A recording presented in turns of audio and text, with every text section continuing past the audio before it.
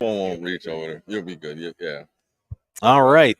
Hey, everybody. We are live here at the Cauliflower Alley Club 57th annual reunion. Boy, what a crazy night last night was, my friend. Day three. Yeah, day two was insane. It was a beautiful night. So I'm gonna make you think about it for a there while. goes that word again. It's all There good. it is. But yeah, it was a sensational evening, and of course, just I think Knobs and Sags stole the show yesterday. But they definitely hijacked commandeered it. Yeah, they commandeered the evening. Yeah, it was interesting. Yeah, but it was an awesome evening last night. Still one more to go, and if you want to get down here, if you're in Las Vegas, we would be thrilled to see you. Just gotta have a membership. Yeah. Come on down. One more night, right? Yeah. One more night. It's here, and like they're out, man. I seen everybody down at the bar last night. Like it's a good time to be down here. Yeah. And guess who we ran into? Oh man, I'll tell you what. I'm excited about this. We have a very special guest to kick things off right off the bat in the money suit. Look at this guy. Pro wrestling legend, commentator. Stand up. Get up. Stand up. Okay. Oh. I want that seat. Oh, Rock's moving to the middle. He's calling it. Give me the headset. Ah. Wait a minute, I need the head. What is this? Okay, give me that one. Oh, I need this one, bud. I gotta keep things. No. They're Sennheisers. They're nice. Rock Riddle joining us here on the Mark Hoke Show. Fix this so I can hear. Let the bells ring out, the banners fly. Feast your eyes on me. I know you can hear me, but I can't hear myself. I can't hear myself. I can't hear you. Well, I'm sorry about that. Most of the times I do live shows, they have everything worked out by the time I come out here. Are you banging on me already, Rock? No volume. I have to do like this to hear you. Oh, well, if you can't hear me, just leave them off. We'll go from there. Fine. Just throw it. That's what you do. Just throw it. Now, Now, did you want to introduce me again? I can introduce myself. what would you like, Rock? Would you Direct from his palatial estate high in the hills of Hollywood, California, we present to you, live and in person, the first, the only, the original, Mr. Wonderful of professional wrestling, the diamond ring and Cadillac man, the man who possesses the body that men fear and women love, the intercontinental lover, four-time Hall of Famer, the Rolls Royce of wrestling, Rock Riddle. Now that is the way to introduce I'm down. it. Even I'm down. I am impressed with me. You should be. Yeah, so what are we doing here, and when do I get my money? Well, I got a business card. Here, I'll I give don't you. know. I'll give you Bulldog Bob Brown's business card. No. Here, you want a business card? Here's a business card. All right. Not a regular business a card, but foldy. one that folds. Hopefully, we don't have a close enough shot to get. Okay, that'll be $12. Jeez. Did you This want to bill purchase just- one also? For you, it'll be $11 each. So that's $22. This bill keeps running up, man. What would you like to know? Well, Rock, for Yes. those that are not familiar with you, which is maybe like somewhere in some abandoned island somewhere, tell everybody about your wrestling background. Why in the world would you have anyone watching? I'm just this saying, there listening may to be this one. who doesn't know who Mr. Wonderful is, the original Mr. Wonderful. Might be one. Well, kick them out. Wow, I can't kick anybody out. That's just, come on, Rock. We're not like that. He can't kick them out. Oh, come on, man. Have a heart. Block them. Block them. If you have anyone who says, Because- who is this blonde guy? Yeah. I don't think he's that great. I don't think it should be on. Really? How many Hall of Fames have you been in? That's right. How many? 4-time Hall of Famer right here, baby. So, Okay. so You want tell me every, to tell them everybody me? about the different Hall of Fames you got. Let's tell the people, man. Do it. Why? Do they care? Yeah. Okay, ask me something interesting. That we don't care about Hall of Fames. Am I right? You don't care? Okay, Oh, you do? but- Two of you care. All right. You're not getting any information. But you could ask me, you could say, Rock Riddle, you are so incredibly handsome. You must have been a beautiful baby. And I would say, no, not necessarily so. I thought it was fairly plain. Then why did are you so incredibly handsome now, you may ask? Go ahead. Why are you so incredibly handsome now, Rock Riddle? Well, here's the thing. I listened to this inspirational, motivational speaker, one of those personal power people, when I was a kid, and that person said, if you don't think you're handsome, look in the mirror and say with passion, I'm handsome. And it will become a reality. So as a little kid, I looked in and I said, I'm handsome. No, I'm not. It's that you're lying. No, I have to say it like I believe it. I'm handsome. I am handsome. I did that every day. And then I remember the first day I said, oh my gosh, I really am. And it just kept getting bigger and better from there. Now, you're probably wanting to ask me something about, well, Rock, what about the first time you wrestled the Iron Sheik? That's a story that Sheiky always wanted you to tell when you guys were in big conventions and they handed the microphone to him. They handed the microphone to me. We were doing whatever events with Sheiky there. So you probably would like to hear that. Am I right? Oh, of course. I don't think I want to tell that one today. I want to hear about you and Andre the Giant. Well, we're going to talk about Sheik first. Okay. Well, you said you didn't want to talk about it. Yes, but you're all over the place, Rock. You're everywhere. You're supposed to show how you are able to manipulate even someone with a strong willpower, such as myself. You're going to say, wow, that's a fascinating story I've heard. I don't know the details, but you and Iron Sheik, really? Would you not honor our people? I will ask each of our millions of viewers and listeners to each send in $5. And that, of course, will all go to you, Rock. Well, in that case, you've just talked me into it. Go for it. People say, Rock, you're really rich, aren't you? I said, absolutely. Plus, I have some money. That's deep. I hope everybody got that. Yeah, that's one to hit you in the morning. That's for sure. Okay, who's your tailor? Oh, who's your tailor? I pulled these off and stick them in the machines here in Vegas. Oh, yeah. Well, you got it out of a gumball machine? That's too nice. I grabbed like 7 suits to come with me here, and I looked at them and said, okay, is this one appropriate? Well, you're doing one of the finest podcasts, so I understand, in the universe. Are you going to dress in just a regular shimmer tuxedo, or are you going to do something that's appropriate for Las Vegas? And I said, well, for the amount of money they're paying me to do this podcast, this video cast, this whatever it is, this event, this live event, easing experience, then I'll just wear something that's appropriate for Vegas. I had just finished in Georgia Championship Wrestling. I was on my way to Minneapolis for AWA, Vern Gagne's organization. My first match in, as I'm driving from Georgia to Minneapolis, I stopped in Chicago because my first booking was at the International Amphitheater. In the dressing room, I'm seeing the most amazing superstars in the way it's meant before it was picked up by some organization. The most amazing legends. And there's Harley Race. And Harley Race asked me, he says, where are you working tomorrow? And you want to ride? And when he did, everybody sort of looked around like, don't you dare say yes. You have no idea what you're getting into. Harley Race used to like to, so I had my own transportation, but Harley Race had this sense of humor that he would get a new guy in the territory and he would say, you're going to be here. You want to ride with me? And he would be, I think it was like a Dodge. It was some sort of a very, very fast car. And he would become literally airborne, going very, very fast over a little bump like so on the freeway. And the passenger would be screaming, begging him, pleading with him to stop. And he would just be laughing. It was so fun. So there's the Crusher, there's Bruiser, there's Baron von Raschke, there's Bobby Heenan.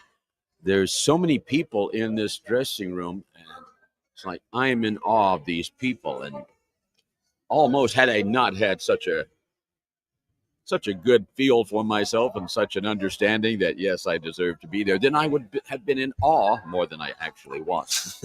There was a fellow by the name of Stan Kowalski, Stan, the Big K. And Big K says, "Hey, kid, your first day in the territory, right?" I said, "Yep." He said, "Oh, my gosh, who are you wrestling tonight?" I said, "I have no idea. I never know. Whoever." He said, "Well, dang, let's get a program and see." He says, "Oh, crap. You're wrestling Khosrow Vasiri."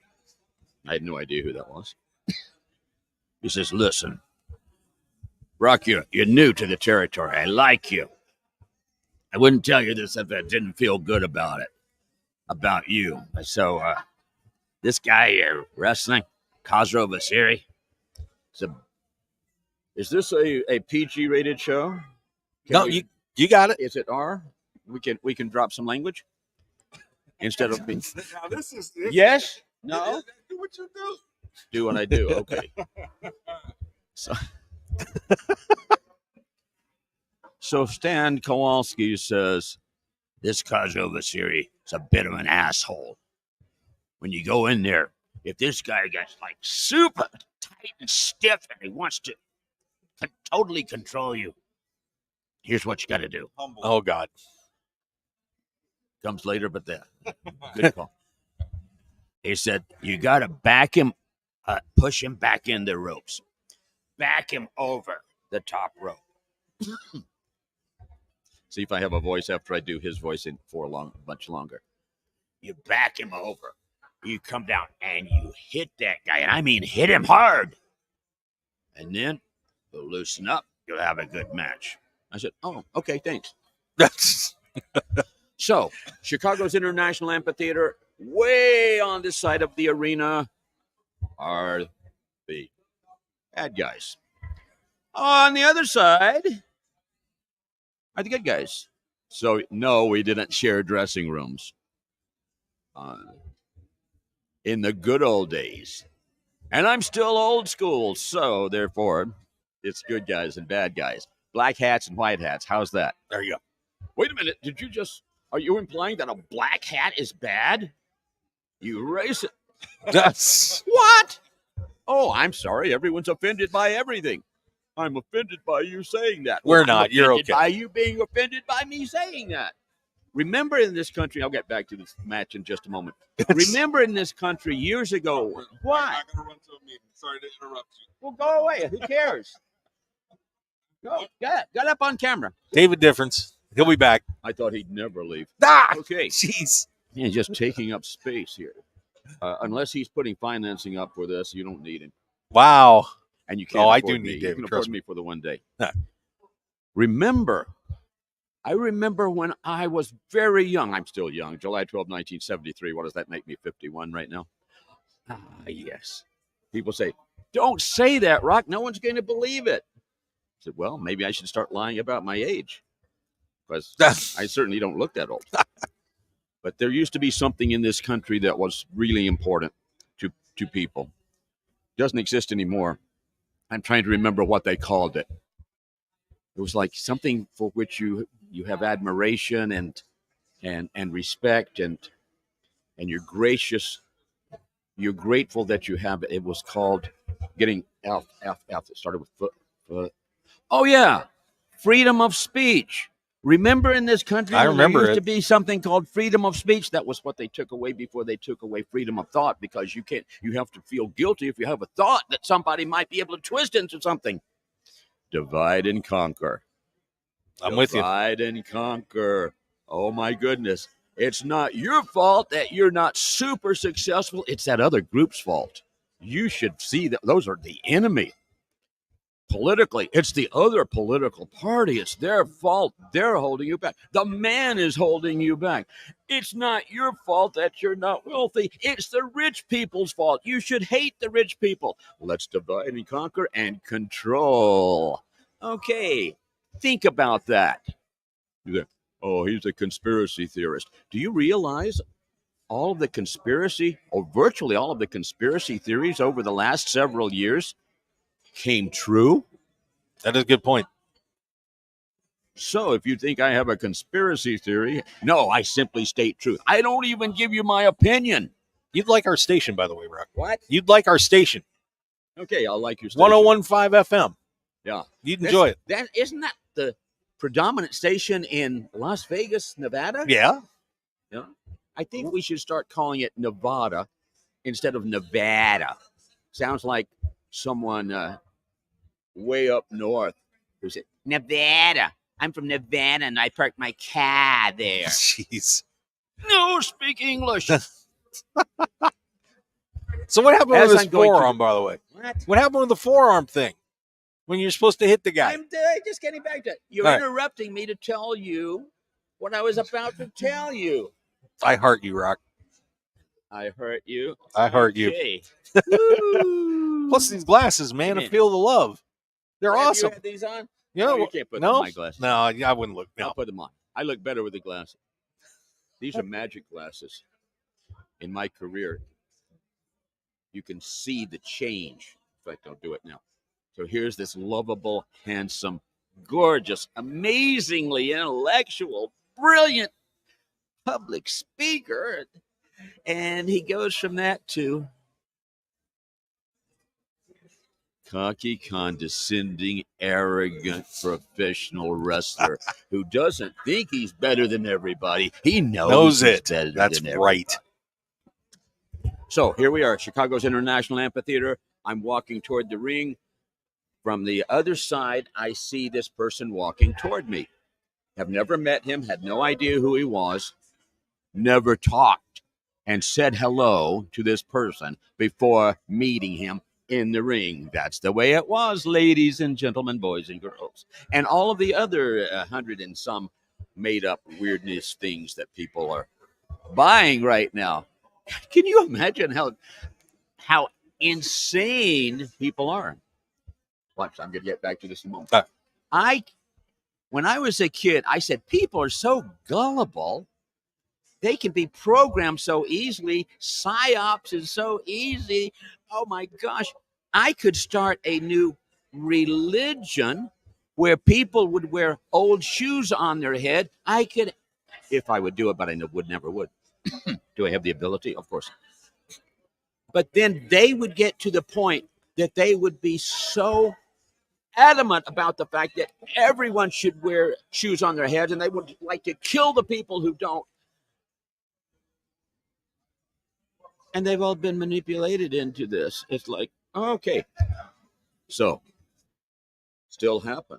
It could. I may do that if I decide. No, I can't do that. Yeah. Have the ability, but not the desire. There's too many cults out there already. Speaking of that, so coming from the other side, you can edit this. No, it's live, Rock. We can't. We are edit. live. You don't need to edit. From the other side of the ring, I see this guy. He looks like he's in really good shape. I remember my thoughts.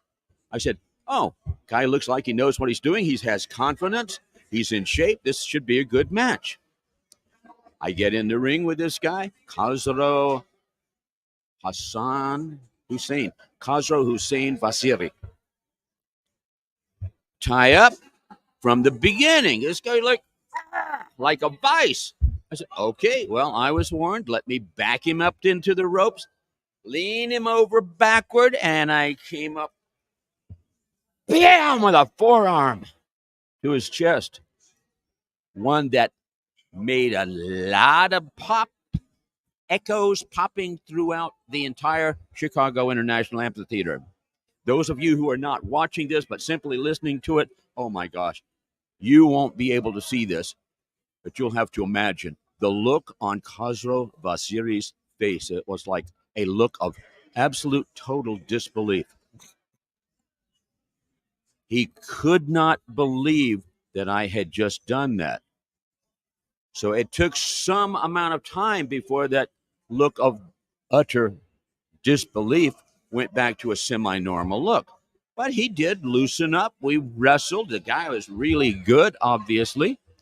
And then a little while later in the match, he got like a vice again. I said, oh, I guess he doesn't remember. Oh, so I no. backed him over the top rope. This time I hit him probably as hard as I could without breaking anything. Bob. And again, it pops all over and echoes all over Chicago's International Amphitheater.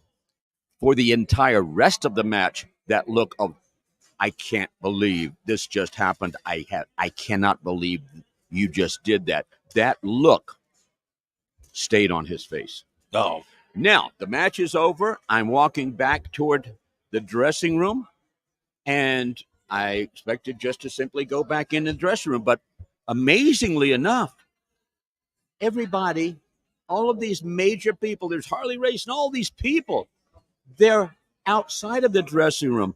They were watching the match. They were sort of snickering and like this to the neighbor. They were smiling. It's like a couple were chuckling a little. I had no idea. I said, gee, do I have a wardrobe malfunction? Why are they laughing at me? I had no idea. I went into the dressing room. Stan Kowalski, Big K, was still there. And he's laughing, but he's like rolling on the floor laughing. Oh, boy. He says, I thought they'd bring you back on a stretcher, kid. Do you know who that is? That's Tazo Basiri. He was a personal bodyguard to the Shah of Iran. He won a gold medal in the Olympics. He's one of the toughest sons of bitches on the planet. I thought they'd bring you back on a stretcher. And I said, so, Stan, in other words, welcome to the AWA. He says, welcome to the AWA. Kid. Nice. That produced a friendship. And, of course, Khosrow Vaziri became the Iron Sheik. That produced a friendship between myself and Sheiki Khosrow that lasted for the rest of his life. And we would ride together. I would drive. Little Carmen Gia, I always liked to go by myself, but Khosrow became such a good friend. We had such mutual respect. It was 2 years later, at least 2 years later, when he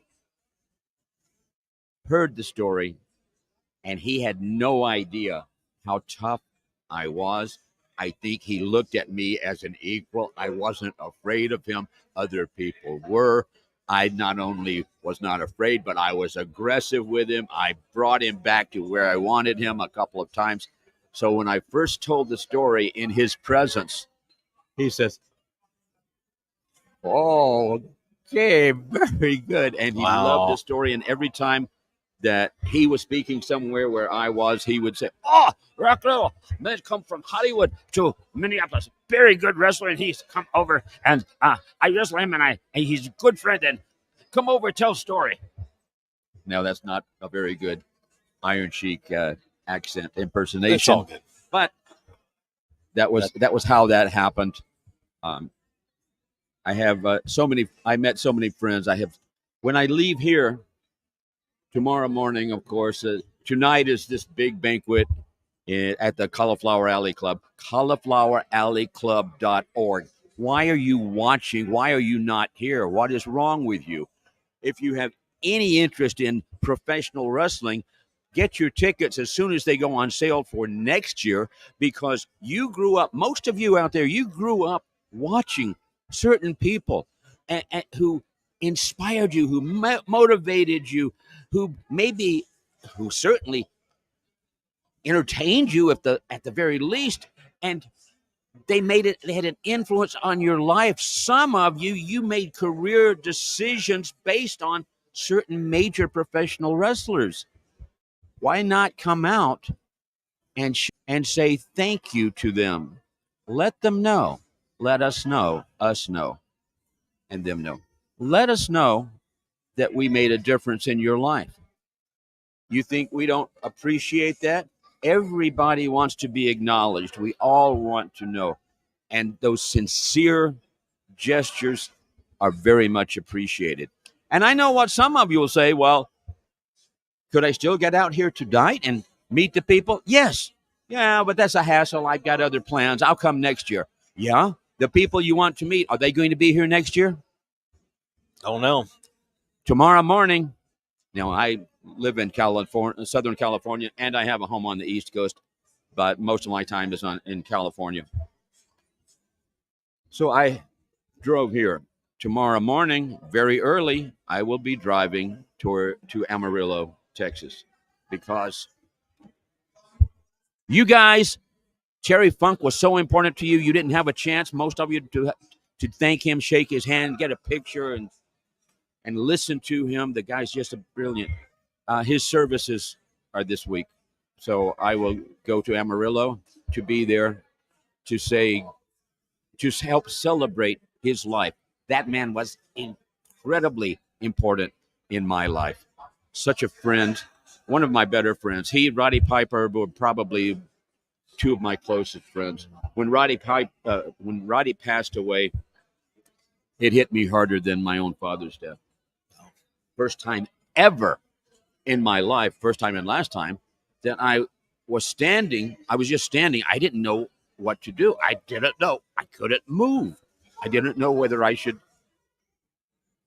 try to take a step one way or the direction. I was just frozen. I was outside when the rumor was confirmed that it wasn't a rumor, that he had actually died. Wow. And now Terry Funk is gone. And look at how many other people. Abe Jacobs, if you know that name. And, of course, the man you probably know as Bray Wyatt. Wow. If I could be free, like, in other words, after this is over, I will tell you what I think was the cause of so many deaths. I can't say it. It's politically incorrect. It goes against the narratives that are being used to control people. It's like, I'll just throw one out there. It's like, you know this probably. Gun control has nothing to do with guns. Yeah. It has everything to do with control. Wow.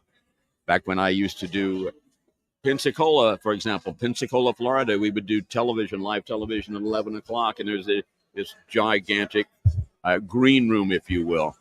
So then I would average 10 matches per week. Wow.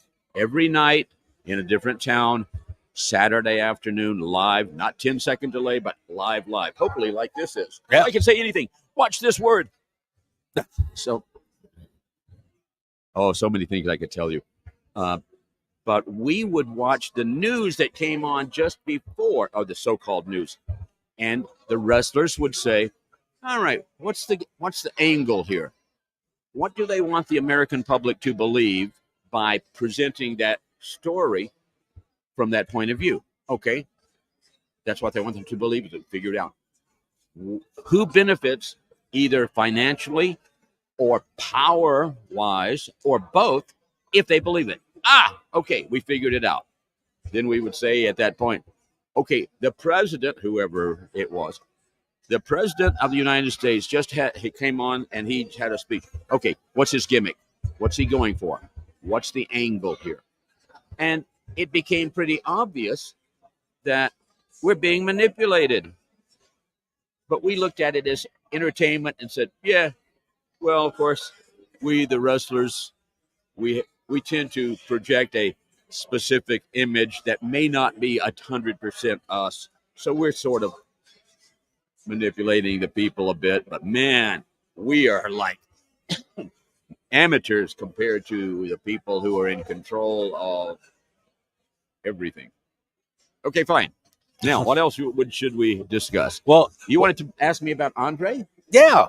Andre the Giant, great guy, wonderful man. I'll tell you about the first time I wrestled him.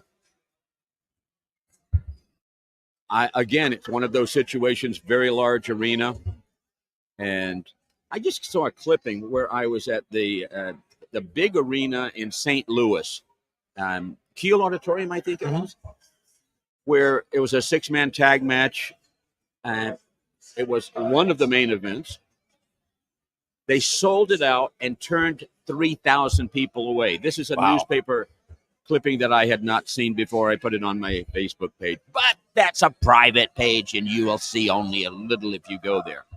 I may put it on rockriddle.info. I need to bring that up to date. I've got tons and tons and tons of stuff. I've got a lot of interviews. A small portion of the video that I have from Major Legends, and I think it starts out with Jake Roberts talking about this is the original Mr. Wonderful. And when you talk about originals, there's only one, and et cetera, et cetera. So I've got a lot of people saying nice things, including Terry Funk. In fact, I told Terry when we had the camera there, I had a fellow with me, a videographer, and I said, Terry, okay, this was the last time I saw him, and he's not been seen by very many people after that. And of course, now no one will see him after Friday, except on video, but they won't see him in person. So those of you who depart this plane, if you see Terry, figure out a way to get back to us so that we know that he's up there. He's wrestling again. Wow. And I just lost my train of thought. Now I'm thinking about that. Okay, what was I saying? It's all good. You were talking about wrestling Andre. Okay, we'll go back to Andre. So, big building. The only person who goes, as far as I ever knew, from way over there on that side of the arenas for the dressing rooms there, like for the good guys, and who would come all the way over. There's no secret hidden underground tunnels or anything, but the person would be the referee. The referee would come over, and this is the first time I'm going to ever wrestle Andre. The referee said, Rock, you're wrestling Andre tonight. I said, yeah. He says, I just came from his dressing room. Andre the Giant is afraid of you. I said, what? He says, yeah, he told me.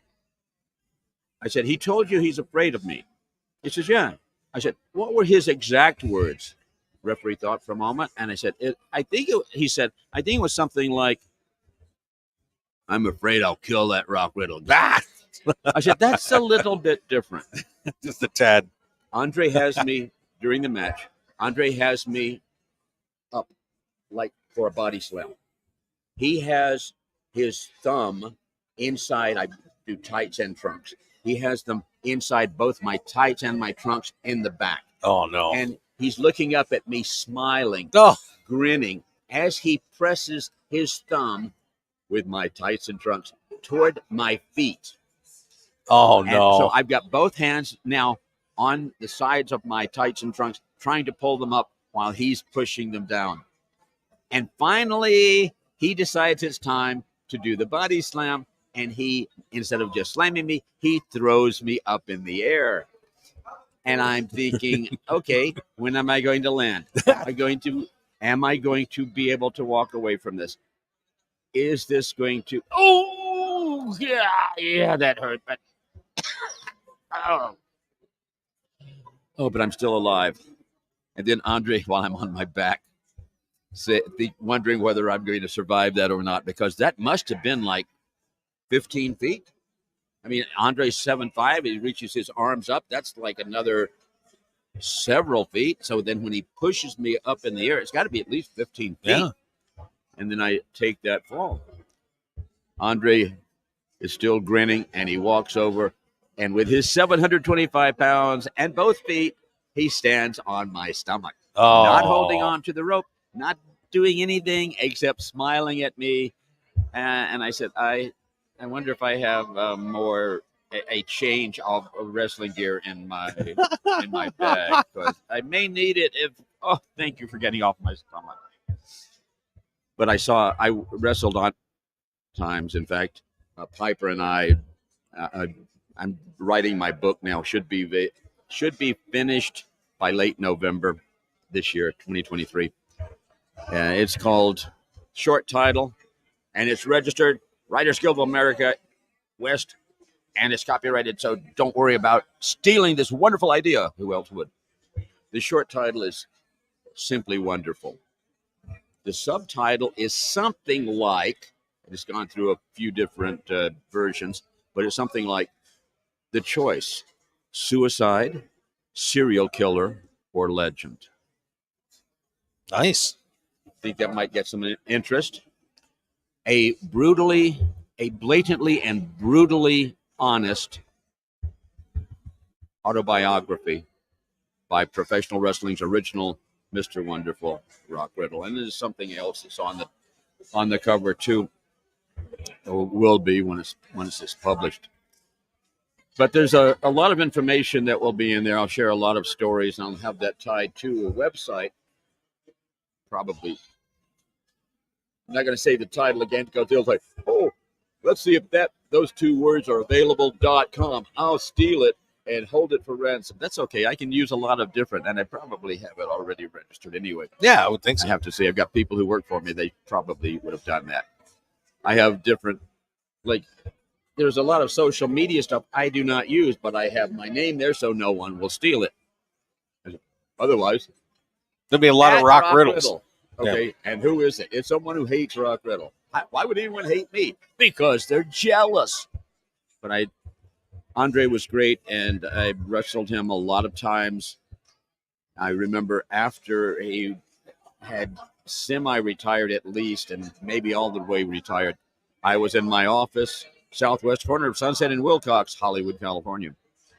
And I'm tired. I'm thinking I'm going to go downstairs and get a cup of coffee and come back. Been working for a lot of hours. Elevator door opens, and I'm staring at someone's sternum. And I look up, and it's Andre. He steps out. I jump up, and he holds me like a little baby. Just nice. What a sweet man. I miss him. He was unique. He's the kind of person you want as a friend. I really appreciate my professional wrestling family. This is a true family. It's a true friendship. And basically, we had and still do to this day, had each other's back. I mean, if people were to look around in this room, they would see some major professional wrestling legends.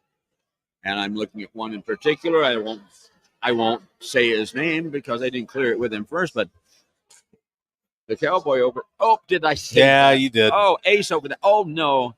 But if someone came up there and he had a problem, you'd see an empty microphone here because I would be there. If I see someone with potential bad intent walking in that direction, I'll put myself between the two of them.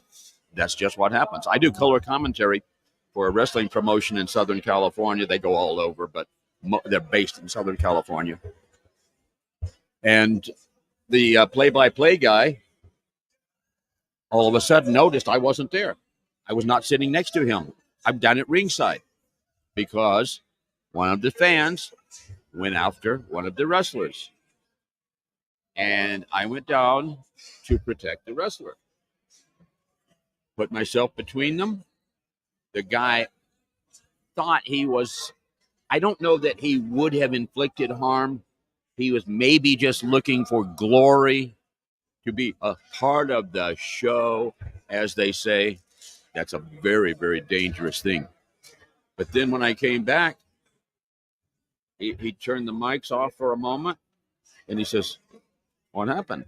I said, "Guy was going after one of the boys." Boys is a term for those of you who don't know. It could be male, female. It doesn't matter. It's someone in the wrestling business. Doesn't matter their ethnicity, nothing. It's a term of endearment. So it's like myself and the other boys. Okay, now you have some insight and some knowledge that probably many of you did not have ahead of time. That's the information on Andre. Andre and Piper were in Japan, and we all have pretty major senses of humor. Piper had purchased a gorilla mask. He put it on Andre. They're going behind the buildings in an alley, and it's like at night, unannounced, and Piper is trying to control Andre. No, don't rip that. Don't rip those doors off. Don't go in there. So, oh man, just fun stuff. Well, Rock, I got to tell you, yeah, this is amazing. Of course, this is the greatest show you've ever had. It's right up there, that's for sure. Okay, we'll just say yes. Who was a better guest than me? Nobody on the top of my head. You win. You got it. You got it. But I got to tell you, it's an honor to get to spend some time with you, my friend. Is that your way of saying this thing is over and I should leave? Well, you can hang out if you want. What? You can hang around. I'm here for a couple more hours. So okay, here's what happens. I have people. I'll give you an example. A couple of years ago, I had someone who wanted me to do a live a 2-hour radio show / podcast. I had no idea who he was. I mean, he wasn't famous like you are. So I wasn't sure I wanted to do it, but it's okay. I mean, he's got the money, I do it. Usually. So he sent me an email, and he says, Mr. Riddle, you can call me Ron. But he says, Mr. Riddle, we're having you on the show. This is the confirmation time, and here's the way to get to join us, and etc. Here's your code. And are there any questions specifically that you would like myself or the other host to ask you? Are there any topics you would like to cover? I sent an email back, and I said, generally, whenever I do a 2-hour live event, the host of the show says, ladies and gentlemen, I would like Mr. Riddle to introduce himself. Then the host does not speak another word at all. And we have a brilliant 2-hour show. I think it was, if I recall correctly, there was a period of time. I expected something to come back quickly, but there was a period of time when this guy was maybe contemplating what I had just said. He sent me an email back, and he says, I understand totally. Thank you for your response. And I agree. And however, as host of the show, don't you think that I should ask a couple of questions? At least a couple of questions. He took me seriously. However, I will do podcasts and radio shows and what have you, and television shows where the hosts are not that good. And I will do something like this. Yeah. Thanks. I will say, wait, I haven't finished. There was a dramatic pause. Oh. Other people would be saying, and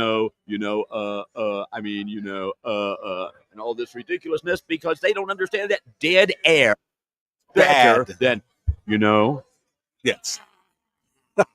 Well, Rock, there's certainly no dead air when you're around. That's for sure. There's no dead air when you're around. Well, you see, if you well, I'm not sure what's going on there, and I got to. Oh man, it's my Sennheisers. I don't know. David messed them up. David messed them up. Blame it on David. Why do you even keep him around? Oh, he's pretty good. He does a lot of good work. Does he put a lot of money into this? No, it puts a lot of work in though. If he put a lot of work and a lot of money into it, but you see, he's messed up because I've had both eardrums ruptured. You're sitting this far away. You can hear me because I've got a microphone, and it goes into your ears. I have to say, what? Because the hundreds and hundreds of people who are in this particular room, they're talking. They're loud. So I hear what's loudest. Yeah, Therefore, me too. I will look. Okay, there you go. I'm with you.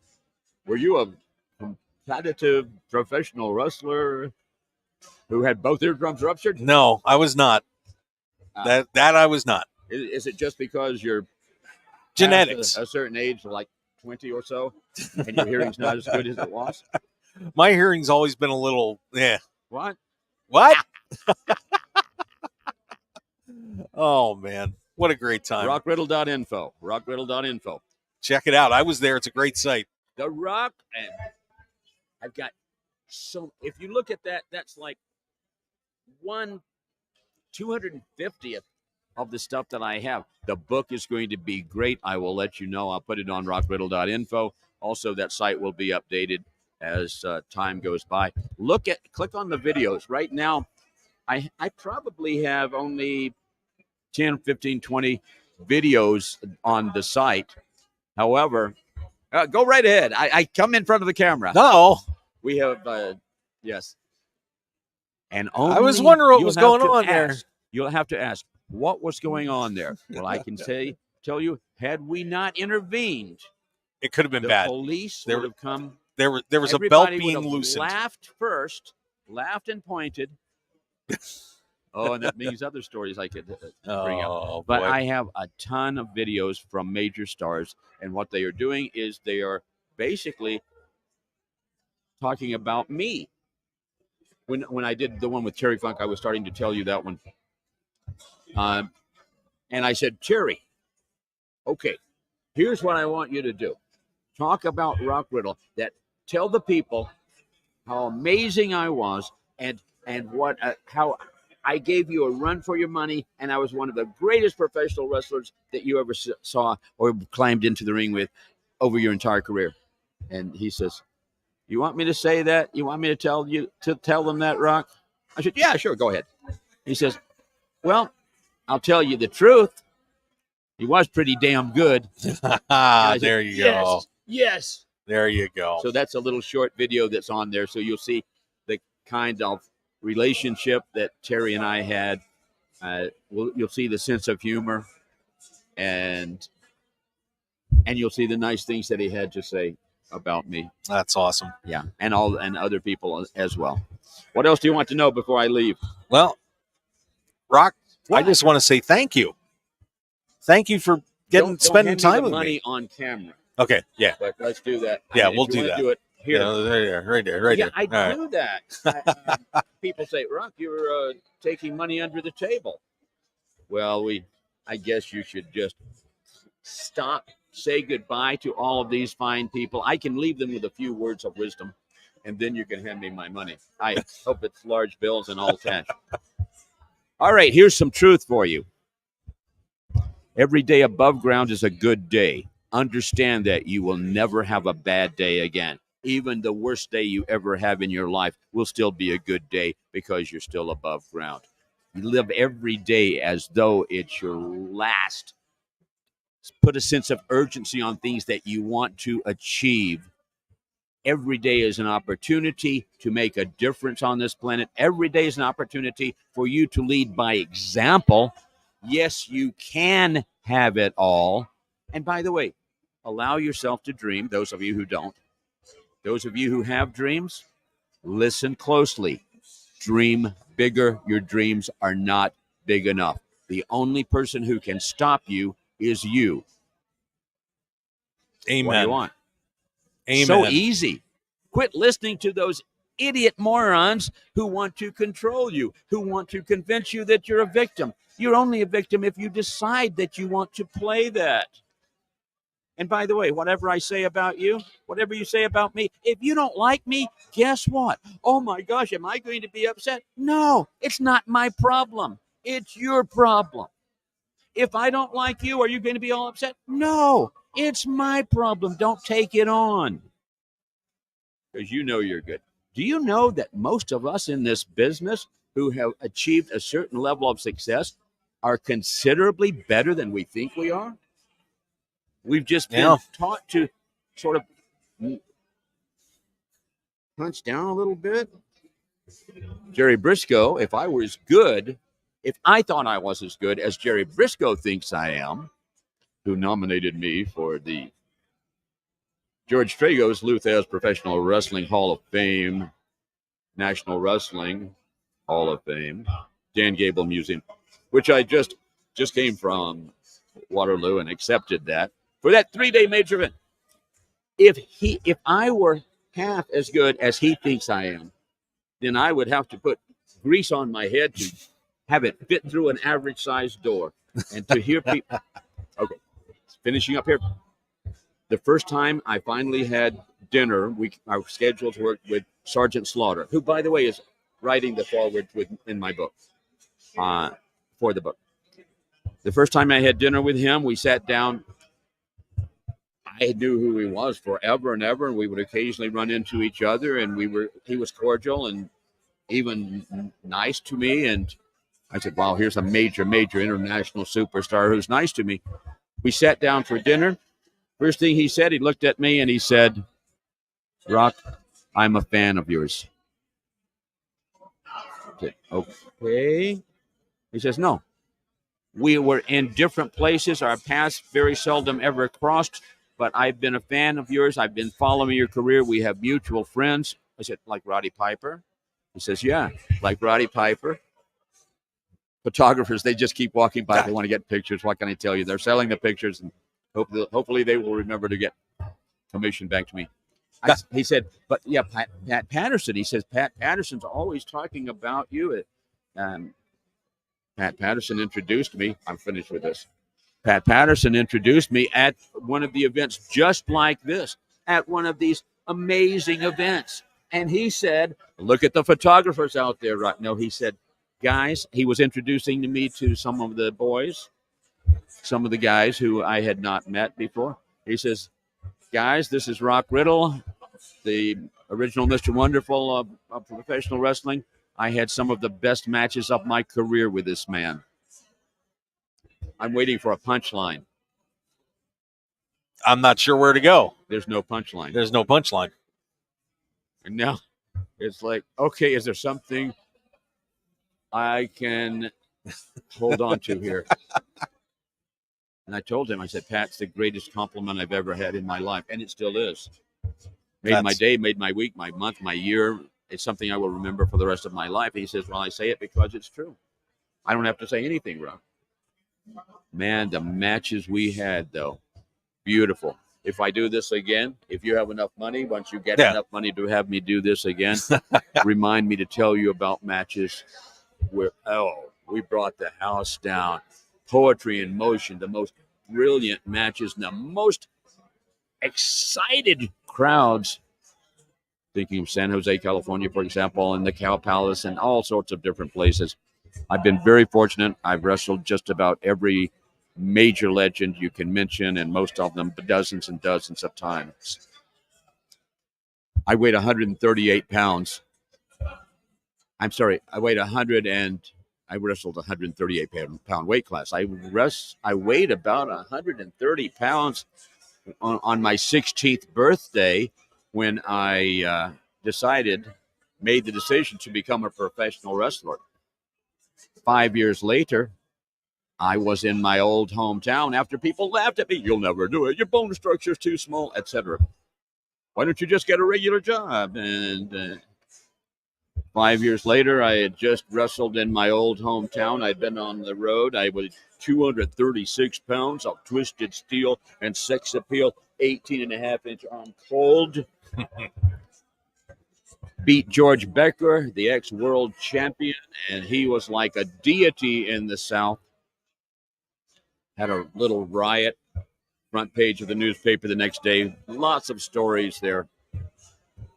But the fact is, I went from people laughing at me, which I laughed at them because they didn't understand. It wasn't a dream. It wasn't an idea. It wasn't a goal. It was a commitment. There was no plan B because failure was not an option. And I never had any doubt that I would achieve everything that I wanted in life. Made very nice money. And that gets into a lot of other things. Use me as an example. Country boy who was 128 pounds and very shy and timid and stuff like that, who went on to become one of the greatest professional wrestlers of all time, someone who does okay on the microphone, someone who is incredibly handsome, and someone who is going to drive the numbers on this show to astronomical heights. I appreciate that. Okay, turn this off and give me my money. Rock, thank you. I appreciate it. A pleasure. A pleasure. Bye. Rock Riddle, everybody.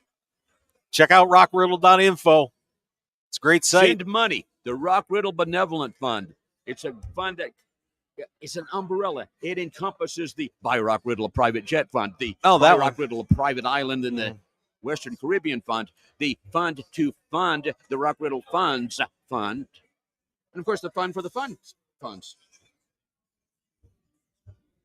It's all going to the same place. It's all going to the same place. YouTube, Google me. You'll find information about the Rock Riddle Benevolent Fund. There you go. There you go. See? All the crooks out there. They want to steal your money and take 97% of it and put it in their own pockets, and it never goes. Me, I'm a worthy cause. I will actually give it to Rock. Your money. Just give it to Rock. Yeah, give it to me. Oh, my. I'm sorry? Are we finally We're finished? good. Okay, I went over the time that I told you I would do. Yeah, you did. I want a little extra here. No, I don't pay overtime, brother. Okay. Not Erase it, right? Erase it. Thank you, Rock. It was a pleasure. Obviously. 4-time Hall of Famer, Rock Riddle. There you go. Only 4 so far. Only 4 so far. There'll be more. There should be an annual Rock Riddle Award Why here not? at CAC. Why not? And every year I will act surprised when I win it. Oh, there you go. It'll be great. Okay, I'm gone. All right, everybody. I have to do this other podcast over here. Go get them. Don't you want to stop this so you can pay me so it's not on camera? I'll get you. Okay. I'll get you. Rock Riddle on the Mark Hoke Show. Wow, that was something, everybody. Thank you. Thank you. Woo! Oh, my goodness. That was amazing. Of course, Rock has been all over the world wrestling, has wrestled so many different major superstars over the years, and very happy to have him join us here for, wow, it ended up being a good 50 minutes here on the Mark Hoke Show.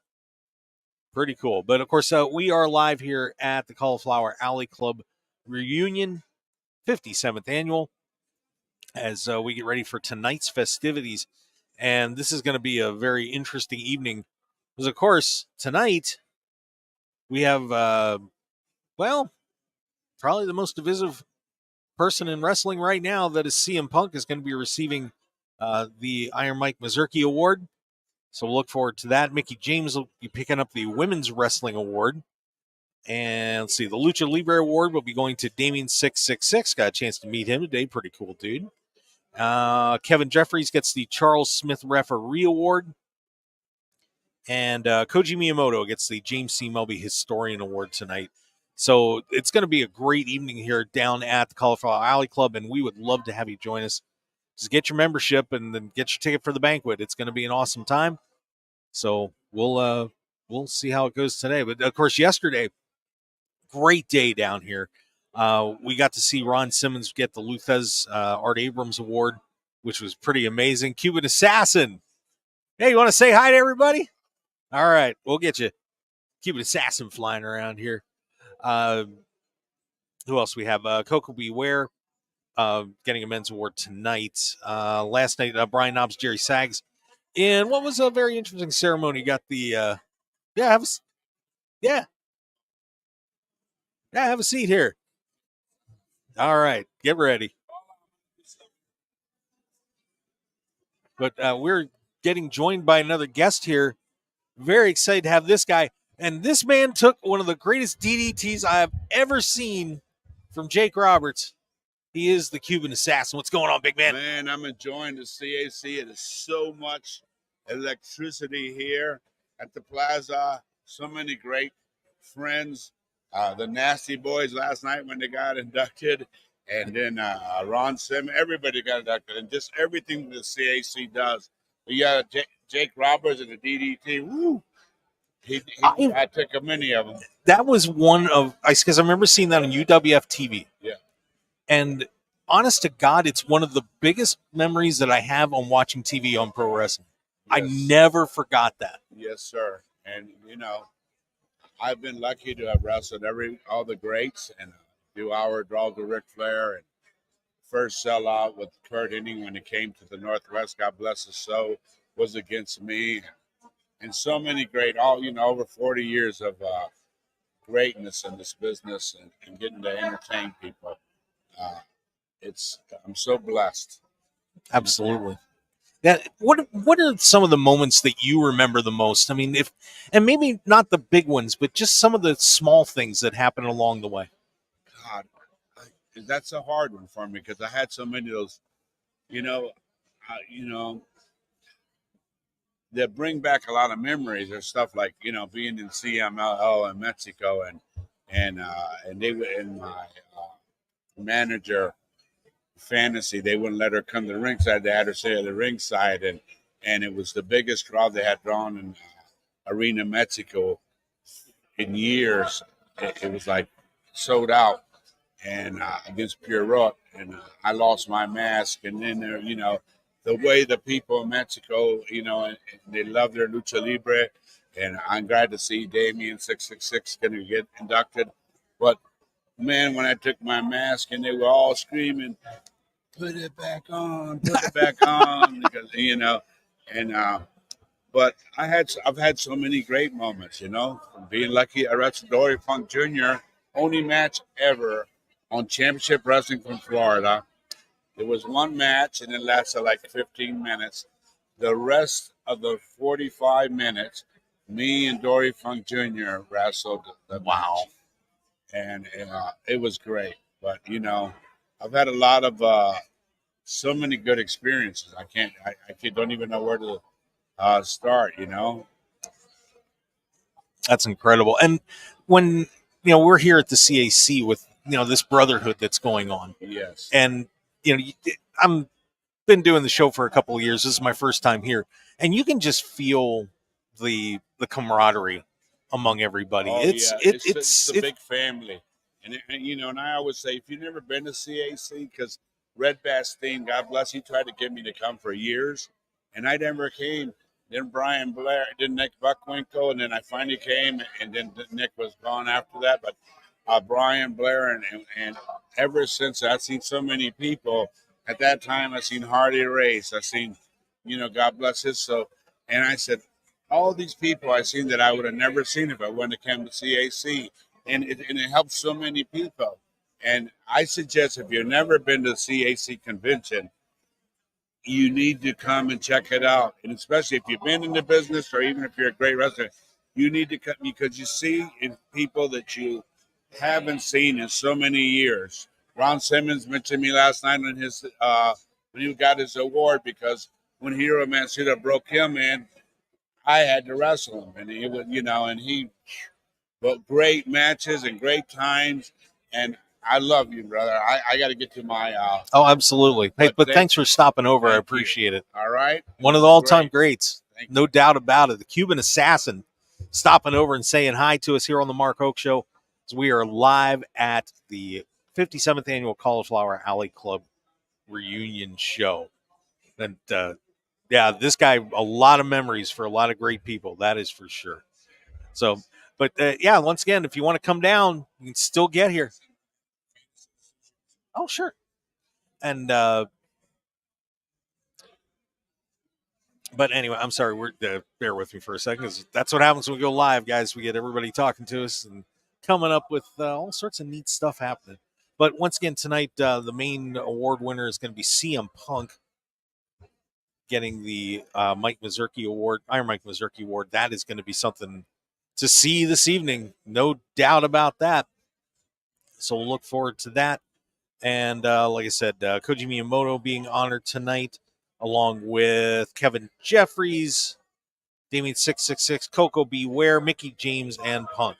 And the Cuban Assassin has sent me the better half. I'm excited about that. His Fantasy's over here, his manager. What's going on? Oh, I'm so happy to be here. I'm so excited. We're having a blast. The Cuban Assassin is just in his element. I can tell. And it is a privilege to be here for CAC. It is so good to see so many of our old friends and make new ones because you never know what can happen. And we've lost so many of our brothers and sisters. And so it's just a privilege being here. We're very excited. Yeah, it was a tough year. A lot of very popular names passing away this year. I know we saw the in memoriam last night. Yes. Just guys like the Iron Sheik, and of course just Terry Funk just last Bray week, Wyatt, and Bray, and it's just so tragic, and even if you don't know some of them personally, it is a brotherhood, and it's just amazing. But we're here and we're going strong, and feel bad for all those people in the path of the hurricane. We got a little flooding, but we're still standing. So what was it like taking care of that guy all these years? Oh my God. Well, he's an amazing man. He's very loyal, very hardworking. But it's not easy. The business is very hard. It does leave a toll on your body, and he's been doing it for so many years. And but the hardest thing for him is not being involved as much. And so now he is doing more autograph signings. He's going to conventions. He's working on his book. And so, yeah, it makes a big difference being around people like the Grappler and Ron Simmons and JBL and Coco Beware. And just, it's great to be here. What made the two of you so special? What do you think caused everybody to just be like, man, I can't wait to see these guys perform? Well, first of all, I love the business. almost as much as he does. And we just like to have fun.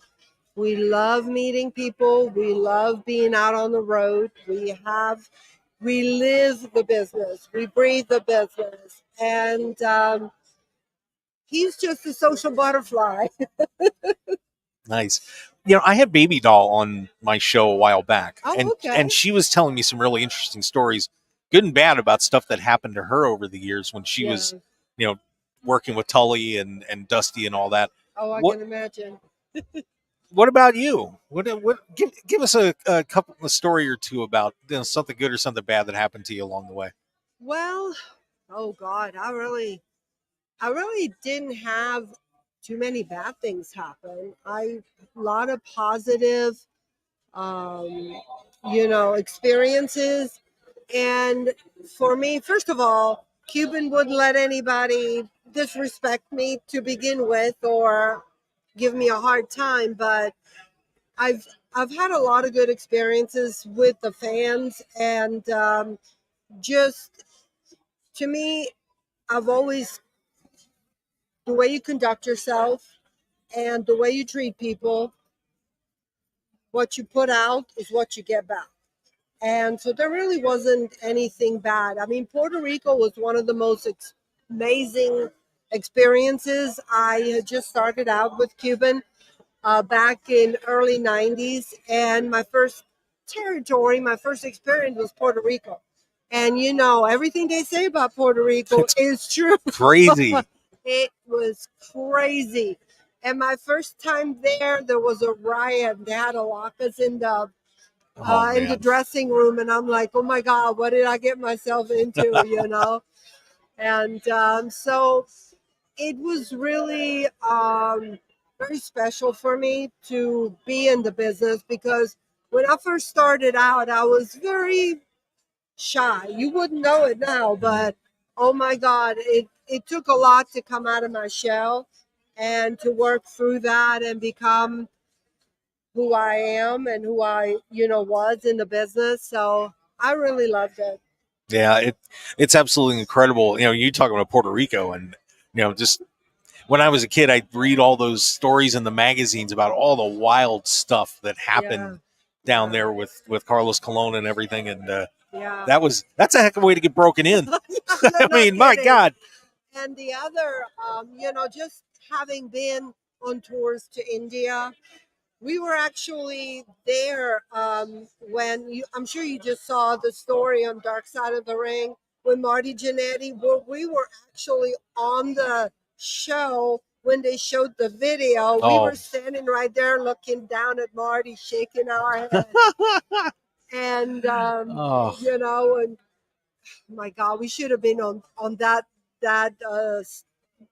season, because we have a lot of stories to tell. But and then in England, we were in a couple of months tour in England. That was an amazing time, and I got to walk him to the ring, Arena Mexico, when he wrestled Pierrot. Oh wow! And 18,000 people.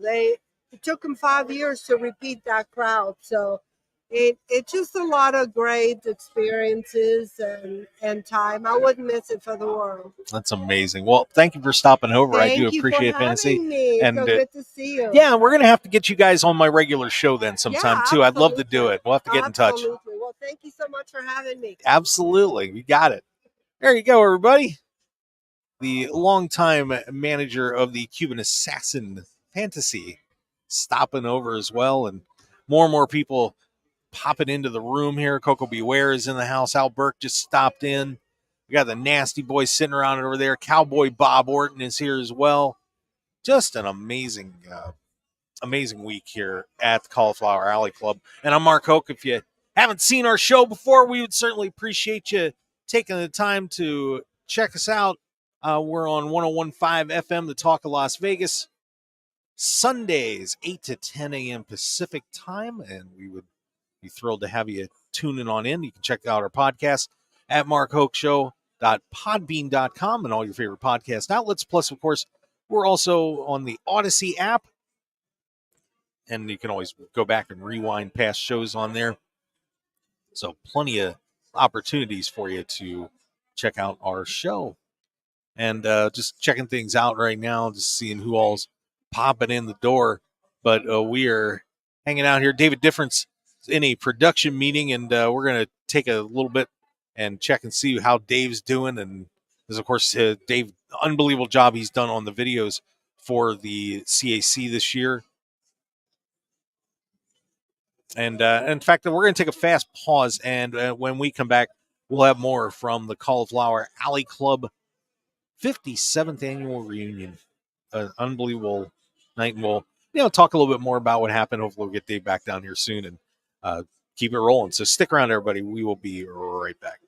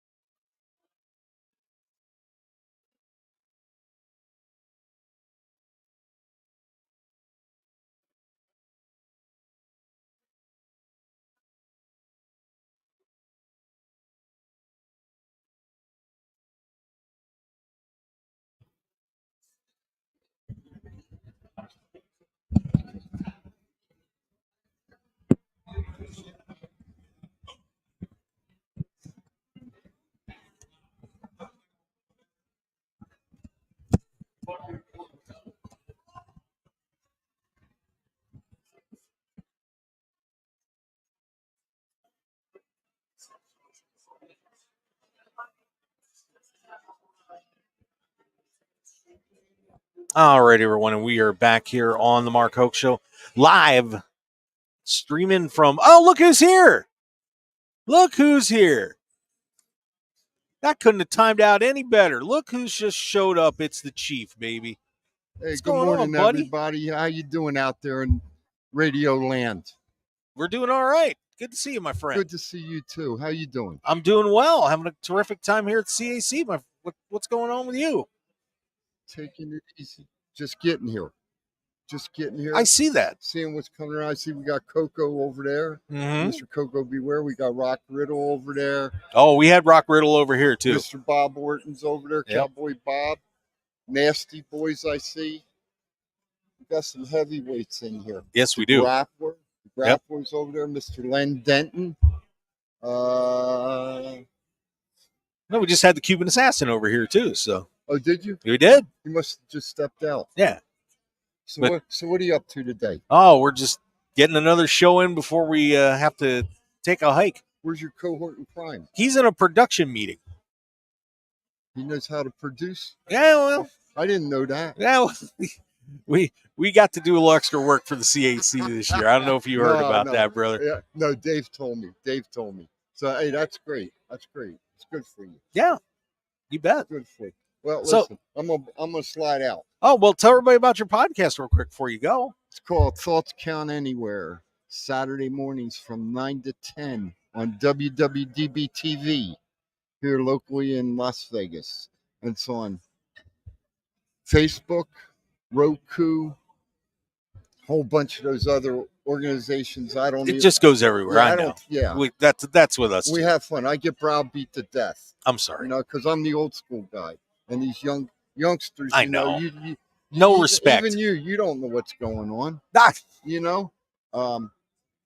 But it's fun. I enjoy it. It's our 4th year, and we enjoy it. On once a month when the pay-per-views go, we do a 2-hour, and we talk about strictly pro wrestling. That's all. There you go. And you know, it's fun. It's fun. And I like to get beat up, but I like to talk old school. Yeah. And this here, this is fun for me. Yeah. So, you know, what this is what wrestling's about. If it wasn't for the men and women that are here, we wouldn't have professional wrestling. That is very and I'll true. be honest. Nope. I'm being honest. Yeah, you're right. We wouldn't have it. You know, what we have here. These are the territory wrestlers. It's not WWE Worldwide or AEW Worldwide or Impact or, you know, well, when it was there, ROH. These are the pioneers, and they're the ones that worked their butts off in the territories to where we're at now today. Yep. And it's fun to see them too. So it's a great fellowship. I don't know. Did you get Haku on? I haven't had Haku yet. I'd love to talk to Haku. I'm gonna tell you what, brother. That man's got some stories. He can go. I think he could still go today. I'm sure he could. And I mean that. I think he could still go today. I thought I had a good handshake, but I shook hands with him yesterday. That man's got a strong handshake. Well, there's a reason they say he's the toughest man to ever be a wrestler. So If I was in the fight, I want him on my side. Oh, yeah. No doubt about it. No doubt. So anyway. All right, Chief. Thank you. I appreciate it. Good to see you. Let me slide on, and you have a good rest of the day. Thanks, buddy. I All appreciate right? that. And maybe I'll see you in 2 weeks. Okay. No, not even 2 weeks. 10 days. Yeah. Maybe FSW. I'll see you there. FSW. I'll come over and shout at you. All right. Sounds good. Keep you out of trouble. Hey, I appreciate it. Say hi to Dave for me. Will you? I will do that. All right, brother. All right, there you go. It's the Chief, baby. One of Las Vegas's podcast hosts. He does Thoughts Count anywhere. So check that out. All right. So once again, we are live here at the Cauliflower Alley Club 57th annual reunion. An amazing day. By the way, Jenny Santana's here, one of our show sponsors, Infinite Wellness LV. She is getting everybody's attention and promoting what she's doing. So check out infinitewellness.info. And of course, she's worked with a lot of wrestlers in the past. So take a look-see at that. And looks like Dave's coming back here soon too. So we'll get to say hi to Dave. But boy, I'll tell you, it was an emotional ceremony last night with all of the greats that were recognized here at the Cauliflower Alley Club. Once again, Ron Simmons getting the Luthez Art Abrams Award was presented by JBL. It was good to hear from him. Knobs and Sags and Jimmy Hart was their presenter, and Jimmy got pretty emotional on that one. Joe Malenko picking up his award, so that was pretty cool. Al Burke also, and then Sunny the California Girl.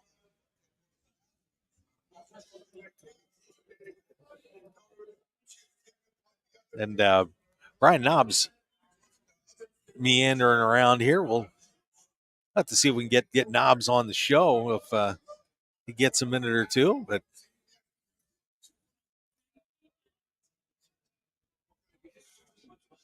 But yeah, just an amazing, amazing time here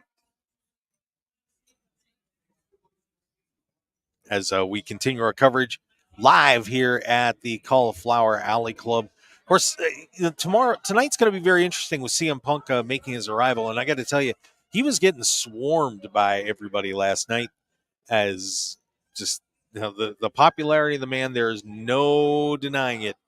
And of course, we're going to be following up on what happened at All In, the controversy that took place with him and Jack Perry. More trouble for CM Punk. So it would be awesome to talk to him, but knowing how that goes with AEW and the agent, probably not going to happen anytime soon, especially considering we've got another suspension going on. But, well, I'll tell you, we've been having a great time. Of course, we had Coca Beware on yesterday. Awesome to see him, meet him for the first time. A lot of inspirational words, and that's up on the website.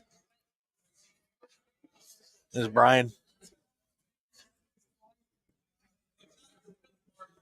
Brian Knobs rolling around here.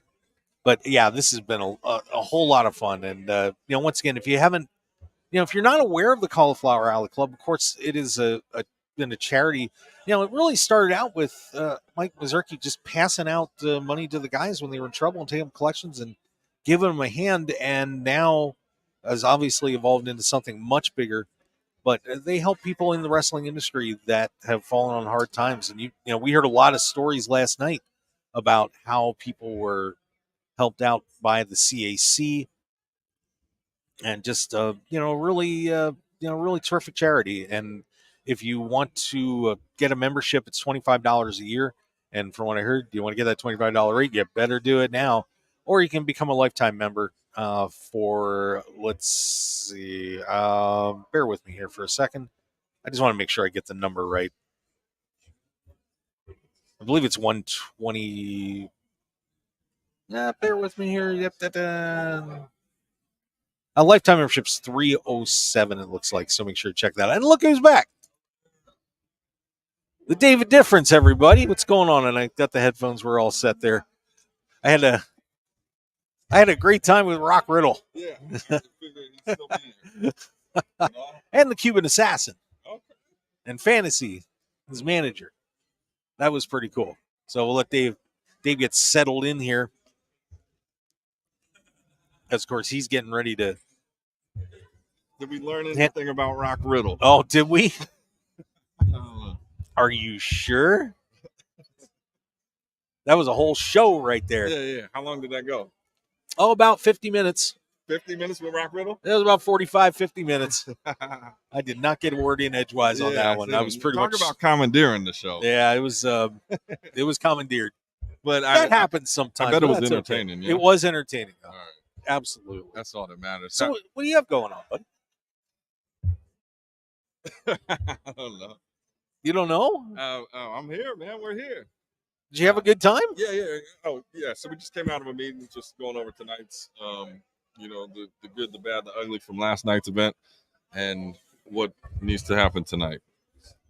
And I assume good. There was a lot of good, right? Yeah, there was. I don't think there was any bad. Yeah. Right. Yeah. So we saw Brian Knobs last night, right? Yes, we did. He gave a hell of a speech. What was your thoughts on it? Brian was excited. Yeah, he was. He was excited.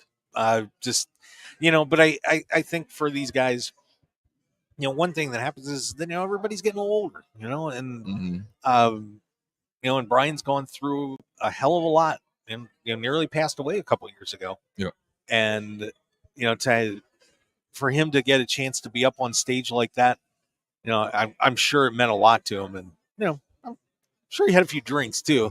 There's something going on there. Yeah, something was. But happening. he was pretty pumped up. Well, I think because you brought that up last night, was like, as they said before, is like, you never know who you may not see next year. So give him his moment, let him do his thing. Yeah, and I agree with that. And, and I brought that up at the meeting. It was like, everybody enjoyed it. I guess he said a few wild things. Yeah, it was a little out of control. But you can't please everybody. Right? No. Yeah. No, but it was a terrific night. Headlined by Ron Simmons. And getting to hear JBL talk about him, that friendship between those two guys runs so deep. 30 years of friendship between those two. Yeah, no, it was ups and downs. I mean, obviously, the different awards that went on. It was like, it was good moments. It was moments that made you think.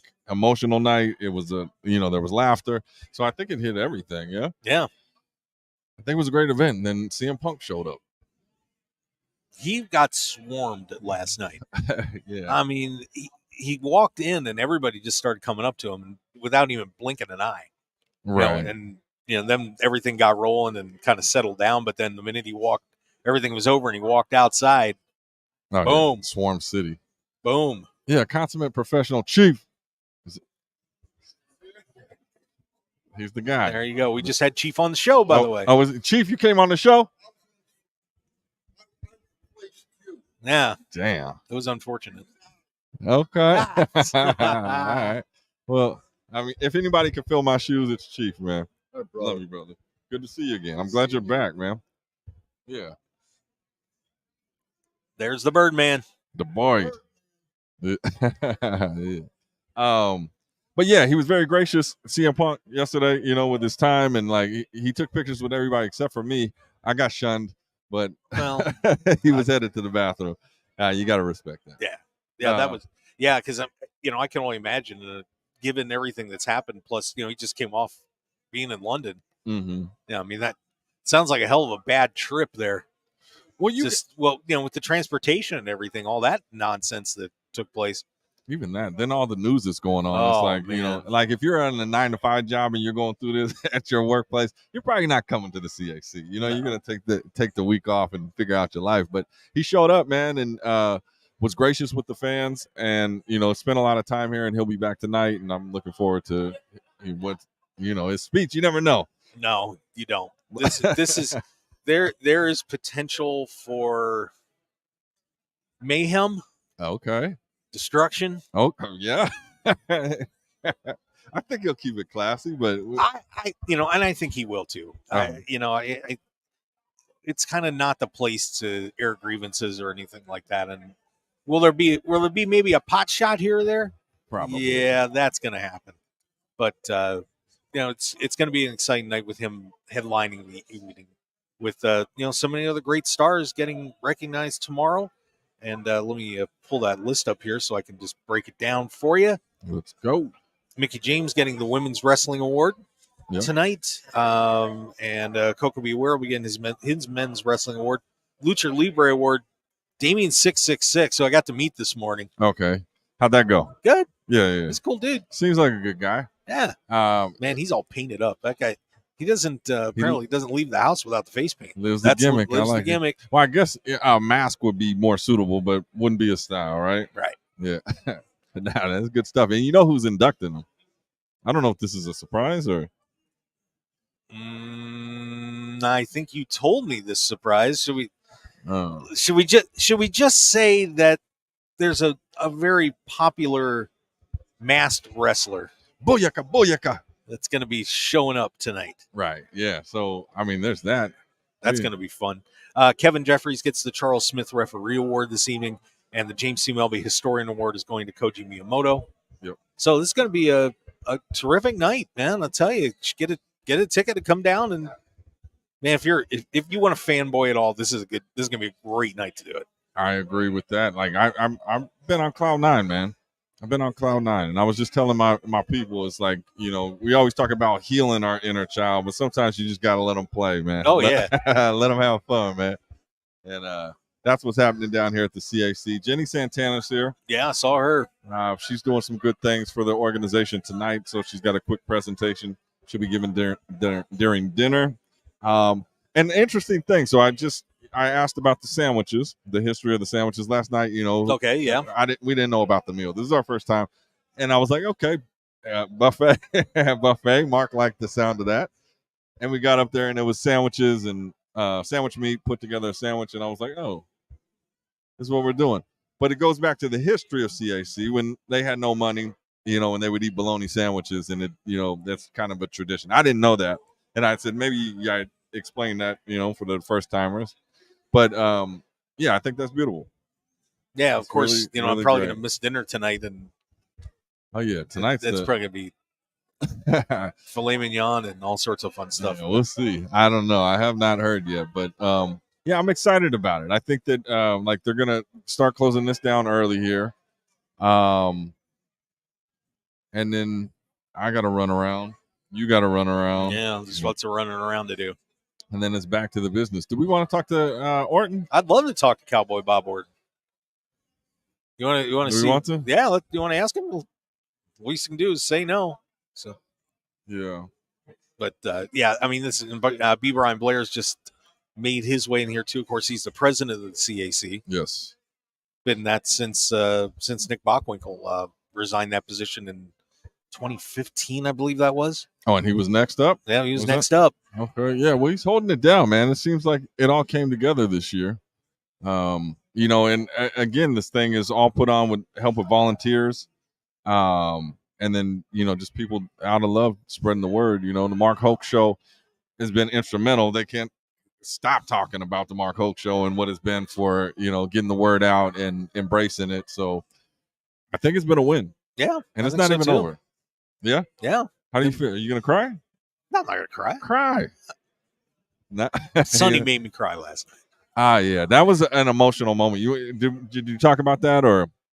Yeah, I really didn't get into it yet. I was Oh, okay. So Patricia Summerlin, Sonny from the Glow Girls, she received the Courage Award last night, and emotional, right?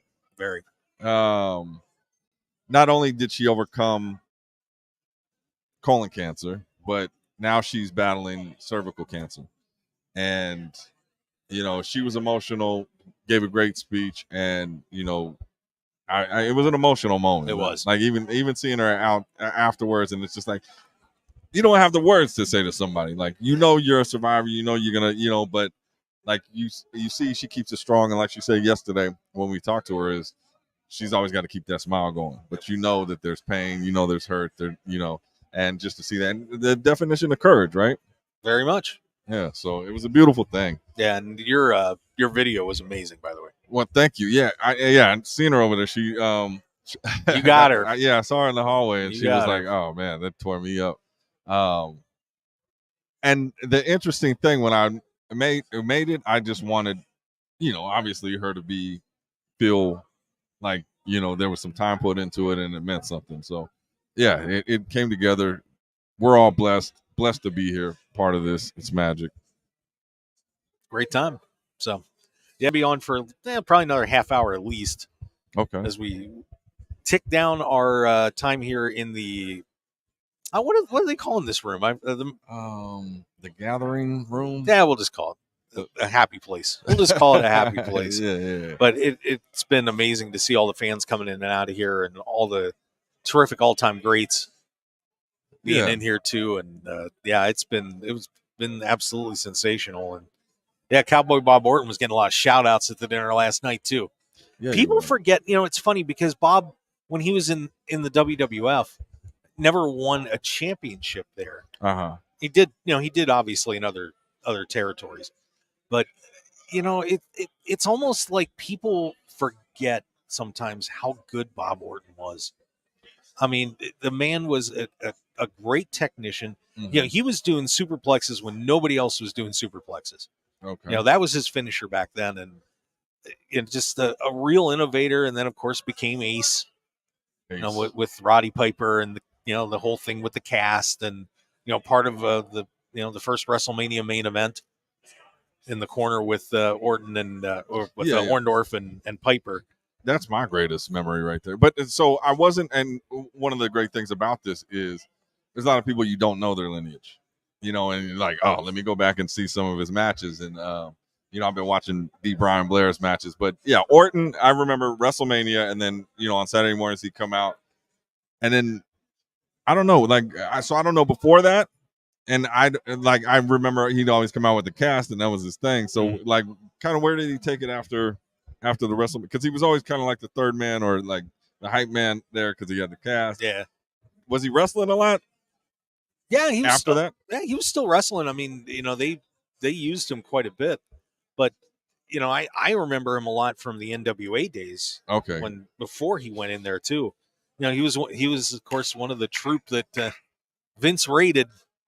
Okay. And just lining all these guys up as they, he created his little empire with WWE.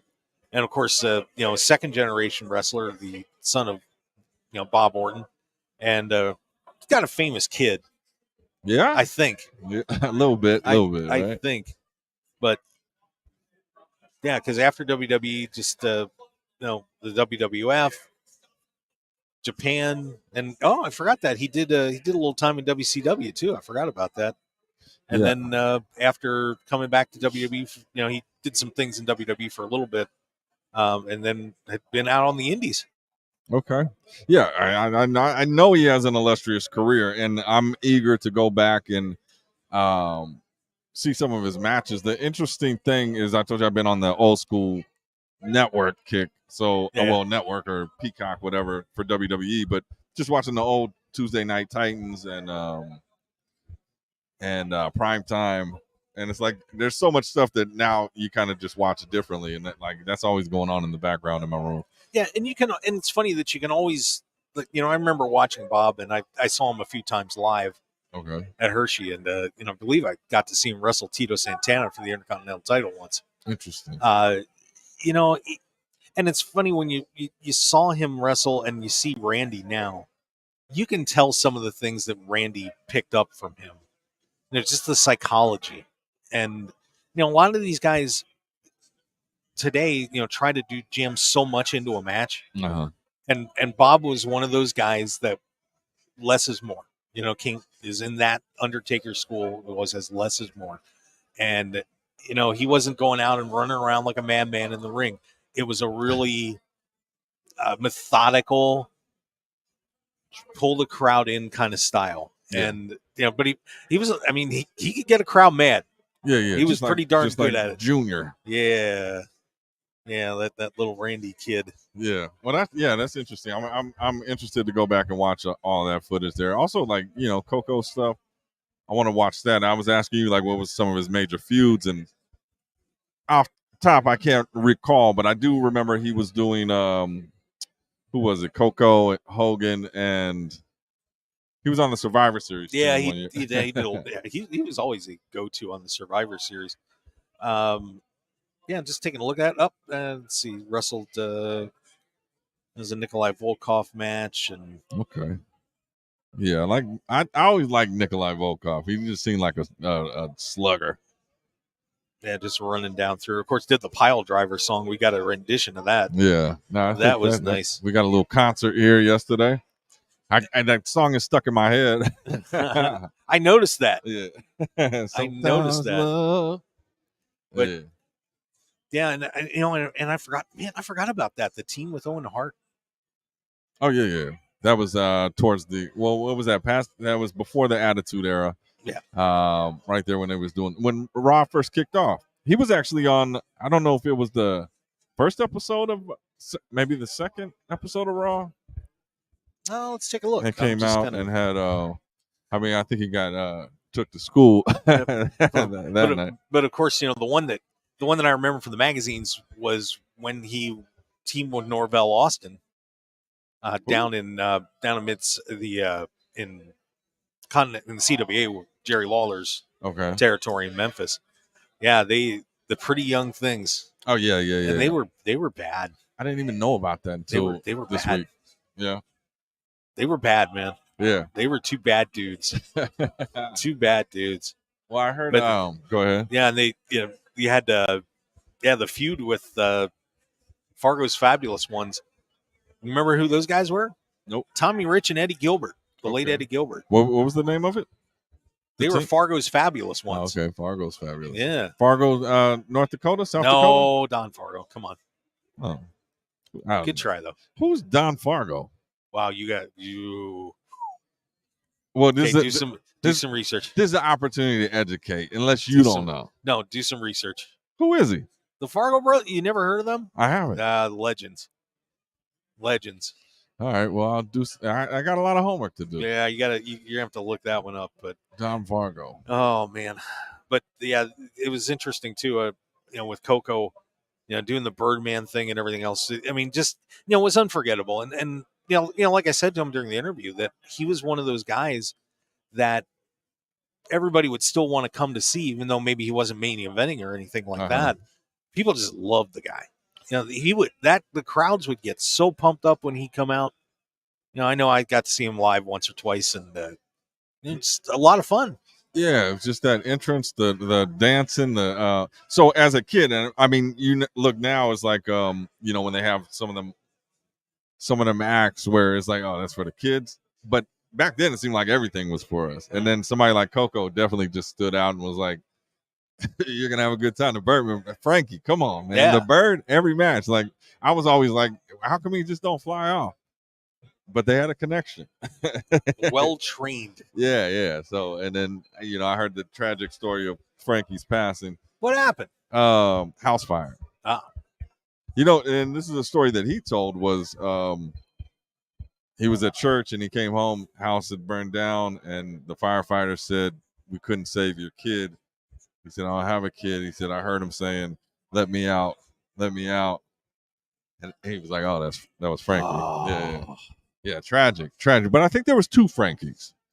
I'm sure there were a few. Well, he said Frankie 1 and Frankie 2. So Hey, you might need to keep an extra. yeah, right. Yeah, you would think. I mean, You know, same with Jake. Somebody throws a cracker out. And, a bad cracker. You know, and it's like, come here, Frankie. Screw you, Coco. I got a new home. Just turn his back on him. Turned back. The biggest swerve ever in history. Peck his eyes out. Oh man, that would have been horrible. Could you imagine if somebody would have trained one of the? You switched the parrot. That would have been a gimmick right there, or a storyline. You switch the parrot out, and it's an evil Frankie. It's Cranky. Oh, Cranky. Let's pitch it to him. Maybe he makes a comeback. AEW, Birdman's All Elite with Cranky. Interesting idea. A crow, Cranky the crow. No, it's got to be another parrot. It's got to be. You trained to swear. Yeah, like a pirate. Put a skewer in your head like John Moxley did it all in. I mean, if you were a good animal trainer, that could get rough. I think that would be an excuse for another run. I think so too. Say we pitch it to him. See, I don't know if I want to see Coke would be bad though. Well, I'm interested now because even watching the video clips, like I wasn't watching too many promos, so I was still thinking he was the good dude. But then also hearing Honky Tonk's speech at the Hall of Fame, hyping him up, and so he trained Honky Tonk Man, yeah, which is interesting. And he said they were in a barn, and Honky said, "Where can I get some water?" He said he was putting it to him, man, and he said over there in the trough where all the animals get it. He said that's where I drink out of. So he said it was grueling, but he stuck with him. He said he's just the hardest worker that he's seen in the business. And next to Rock Riddle. Yeah. Rock Riddle is probably undoubtedly the hardest work. I got to watch some Rock Riddle stuff. I do too. Now I'm really curious. Yeah, as to what he's definitely a character, man. There's no doubt. He's captivated me. We got 45 minutes of Rock Riddle being a character. Yeah, I'm looking forward to watching that back. And yeah. We're under attack. Yeah, it was good times. Very interesting with him. It's a little slow so far this morning. I'm sure people were, after last night's awards, were turning up a little. I seen JBL. He was over there. Okay. I mean, he outlasted me. I went to bed, but he was there. Kevin Jeffries. These boys know how to party. Yeah. Orton was out there. Yeah, I was like, I gotta go to bed, but they were over there telling stories, man. It's interesting, just hearing the stories. And they got in the elevator, Ron Simmons and JBL, and they were talking about just some old stories in the locker room, and laughing. And it's just like this, like we were saying yesterday, there's just million of stories in this room. Well, and that's part of the fun of this too. And I think that when you come to this event, you get a really good idea about just how close everybody is in the industry. Uh-huh. It's a very unique job that all these people selected to do.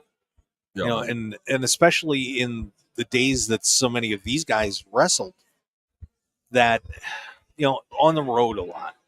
You're all traveling together. I mean, how many times have we heard the stories about stuff happening in the car? Yeah. On the long ride. I remember hearing Jim Cornette one time talking about a travel schedule that he did for a month. It was insane. Yeah. Insane. I mean, he'd literally drive home to take a nap and then was back out on the road for another, 3-hour car ride to go somewhere else. And then you go somewhere else. Maybe sneak back home, then back out for the weekend, TV taping here, go to this place there, and then come back on the weekends and do 2 shows over the weekend. It was ridiculous what these guys went through. Yeah, it's a demanding. I would compare it to, like, if you want to be a successful comedian, right? You got to do those gigs. You got to go here, open mic. You got to go here, like night. It's that. Like basketball, you go to school, you go to college, you go to this and that. Football, all of that. Wrestling is like, you have to, number one, realize if you really want it, you're gonna have to make some sacrifices. Mm-hmm. There's gonna be pain. There's gonna be let down. We talk about being busy, but imagine, okay, after this, we're going on the road. We got to do this. Then we got to juggle a job too, because we got to have money. So there's just so much to it. like if you don't love it, you are not doing it. That's why everybody here, like the guy that we talked to yesterday with the magazine that wrestled, it's like it stays with you, and it's just like it's part of your being, and outsiders don't really understand, but once you come in, it's like, okay, I get it. Yeah, Start to get it. it's kind of like that in the radio industry too. That we all go through, and you're going to find this out as we go along. Progress. That that there's a fraternity among people that do radio. It's a very unique industry, and we all kind of see the ups and downs and all the things that have happened to us over the years, and it's a very similar feel, except these guys are beating the crap out of each other too, just for fun. right. I mean, the pain and the suffering that some of these guys go. Brian Blair just had that massive back surgery. Pictures of that on Twitter. That Jesus Christ. I mean, that's from years and years of doing what they do. Hulk Hogan, the things he's gone through. Oh yeah. The 9 or 10 surgeries. Just had another surgery on his back, and trying to get himself healed. And you would, it's funny, you wouldn't think that with Hulk because of maybe his moveset, but when you realize that the guy did a leg drop on his hip every night, how many thousands and thousands of times, you're not supposed to do that, right? Yeah, that's not something you think about. They were like, oh, you played it safe. Even if you talk about playing it safe, every night that impact with your spine like jolts, and like he said, he's like 4 inches shorter than what he was because of all his back surgeries, and yeah, these guys go and that's what the CAC's for, to help everybody out when they when they have injuries or illnesses, or they never got taken care of on the road. A promoter was like, here's your check, see you. That was it. Oh yeah. I mean, there's still independent contractors today. True. They get taken care of a lot better because there's a lot more money invested, but nothing like a lot of these guys went through as time has gone on. So yeah, like Coco was saying yesterday, it's like, yeah, everybody's broke. Like the money wasn't always there, and there's people that was making more than others, but it's driven by passion, man. I think in life we're so focused on how much did I get paid for this and how much like that to prove our worth, but like I would think if I'm the age they are, and I could sit around people that are the age we are, and we're like, you are our childhood, how you doing, like excited to talk, like that's a life purpose. That's the thing. That's bigger than a paycheck. That's like you're to be acknowledged and to be recognized for the sacrifices and the magic that you made off of your passion. I think that's the key to life, man. That was fun talking to the Cuban Assassin, by the way. What did I wish it? And his manager Fantasy, they were talking about the Puerto Rican territories. Okay. Down there, the Carlos Colon ran, and just how insane things got down there. Of course, remember the worst thing that happened down there with Bruiser Brody. Yeah. But the WWC was a unique place, to say the least. A lot of wild stuff happened down in Puerto Rico. You always knew you were in for a hell of a trip from everything that I read. Yeah, I heard that. Hulk Hogan just recently did Joe Rogan's podcast, and he said the first time he went to Puerto Rico, they made it clear, don't come back. He was like, I'm getting on the next thing out of here. Like, wow. He just said they weren't welcome. Somebody else got beat up bad, and then he went back to his locker room, and somebody was waiting in there and was like, don't come back. This is your only warning. And he, all right, Jeez. I won't. Yeah. What did he do? I don't know. I think it was just I don't know. They just had a different thing going down there, and if you weren't in that close knit, who was this guy? I think because Vince sent him down there, and so they were like, "You're not welcome here." Wow. Yeah. When Vince started taking over territories. Yeah, I guess that kind of makes sense. Yeah, that was interesting. He said, "Brother, I got on that plane so quick. Like Vince, I ain't going back." And, and it's funny too. You're talking about the international stuff, and people are bringing up Stadium Azteco a lot lately. That people are seeming to maybe want to do a show there. And that place holds over 100,000 people. MJF mentioned it in the scrum after All In. Was that the dome or the domeless? No, I think that's the open. It's the giant open stadium. Yeah, like the domeless, the open. Yeah, open. My vernacular is a little off. Yeah, but that would be interesting to see a wrestling show down there. Be a little tough, man. You got the altitude and some other issues probably taking place that a little rough. But that'd be a hell of a show. What is that place? Like, is it an old school, like a relic type place? Yeah, like a Mayan battleground. yeah, Yeah. It has that feel. Okay, that'd be dope. Kind of like Lucha Underground, except for real. Yeah.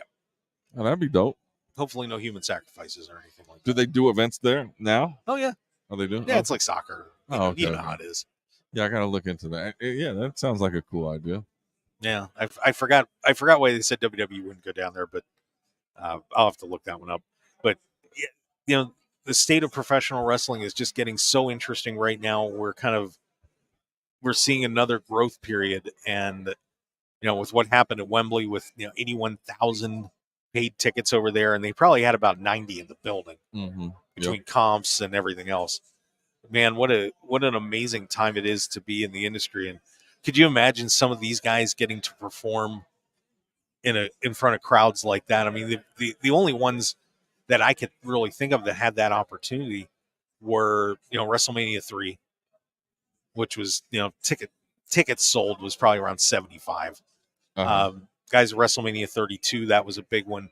The North Korea show, that was, I don't know if you've ever saw about that on the Dark Side of the Ring, but they supposedly had like 100,000+ people at that thing. Oh, yeah. Now, whether they were mandated, they were kind of mandated to go. Yeah. But that show was a fiasco. I mean, the performers over there just had a hell of a time because, well, it's North Korea. Yeah, who was it? That Flair in there, and is that that was the one they was talking about, right? Flair there, and Scott Norton had a good time. Yeah. Right.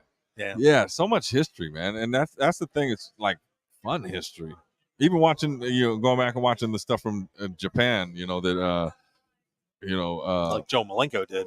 That stuff, and just watching the different cultures, like the way their crowds are, and the way that's evolved, and the way their heroes, were, and what made them at the top, and it was different, man.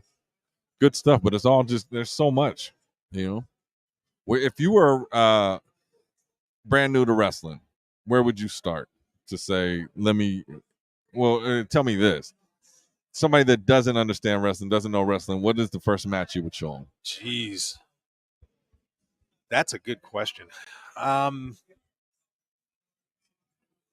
think Hogan and Andre would probably be a really good place to start because it's not too much of a one that comes to mind too is like Hart and Austin, but you got blood in that match and so on. So I mean, if I was showing it to somebody for the first time, giving them a show of the show at the Silver Dome, the two greatest wrestlers maybe of all time, when Hogan and Andre, going at it. I mean that would have been a lot. That might be one I'd pick.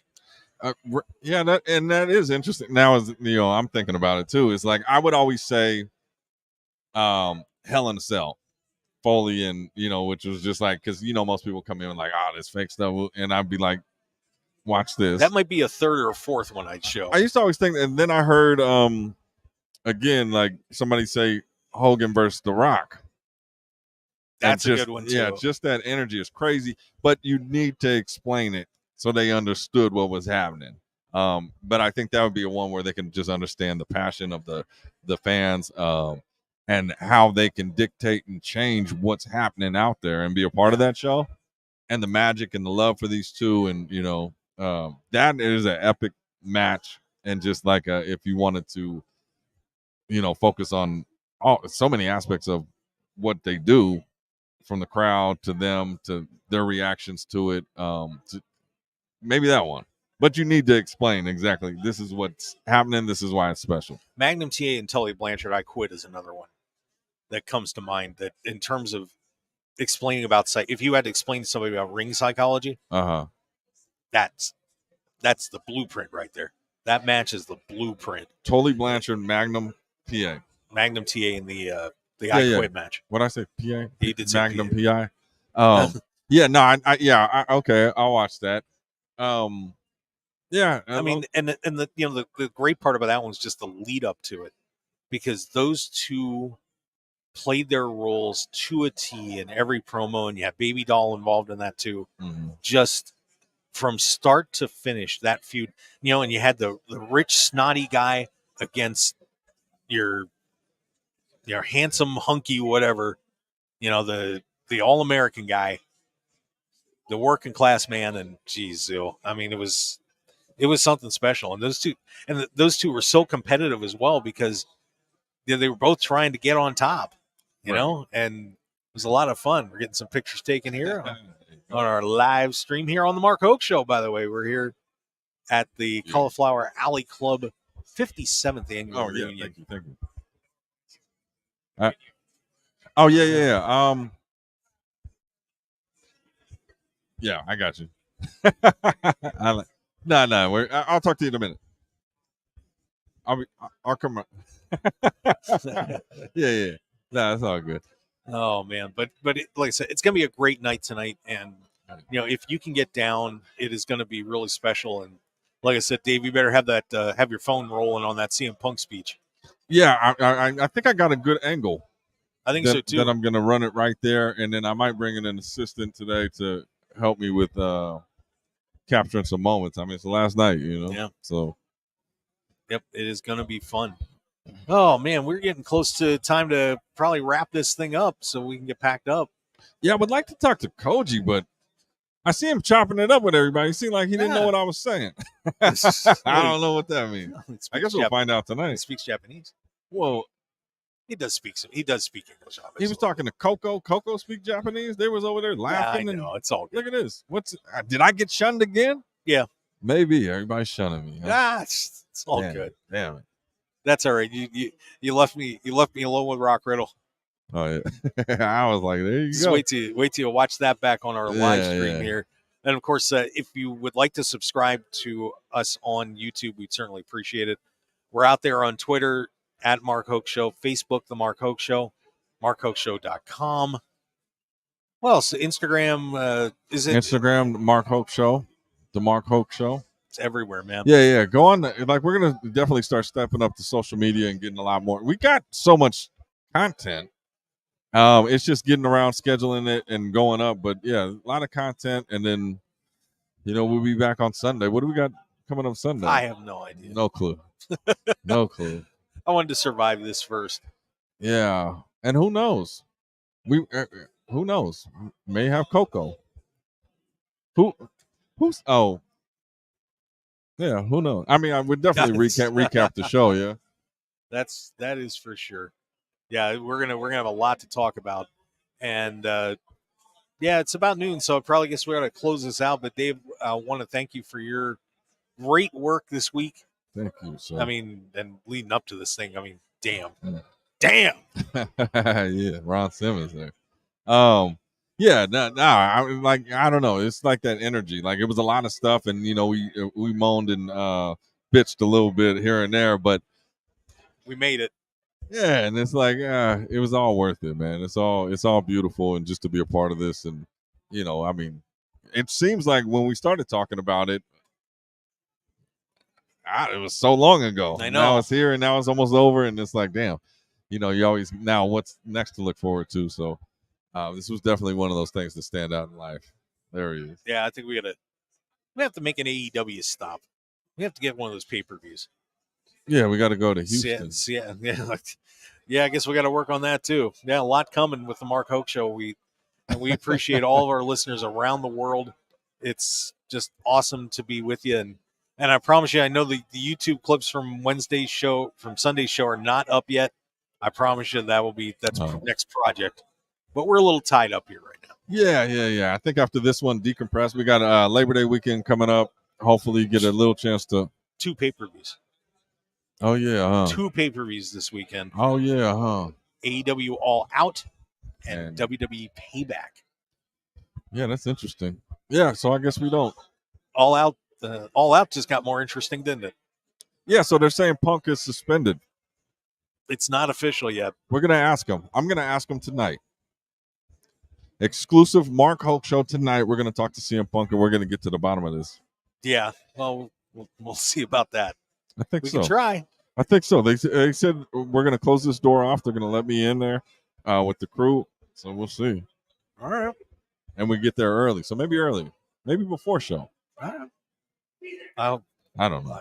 we'll see. We'll see if he wants. He's in a talkative mood, to say the least. But Yeah. but it'll be a fun speech tonight. And like I said, if you can get down here, get down here.